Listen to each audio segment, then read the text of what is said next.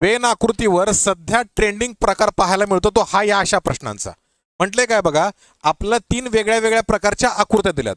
जसं की जर चौरस हा डॉक्टरांचा, त्रिकोण हा टेनिस खेळाडूंचा आणि आयत हा भारतीय लोकांचा दर्शवत असेल तर खालीलपैकी कोणता क्रमांक त्या श्रेणीतील व्यक्तींचे प्रतिनिधित्व करतो जे डॉक्टर आणि भारतीय आहेत. म्हणजे डॉक्टर आणि भारतीय दोन्ही आहेत पण टेनिसपटू नाही. बरोबर. मग टेनिसपटू नसलेले आपलं उत्तर कधीच येणार नाही. बरोबर आहे काय. टेनिसपटू असलेले आपलं उत्तर कधी येणार नाही. मी टेनिसपटू काय दिले बघा, त्रिकोण हा टेनिस खेळाडूंचा आहे की नाही. मी त्रिकोणातल्या संख्या पहिल्यांदा कट करतो. ह्या त्रिकोणातल्या माझं उत्तर कधीच येणार नाही. बरोबर.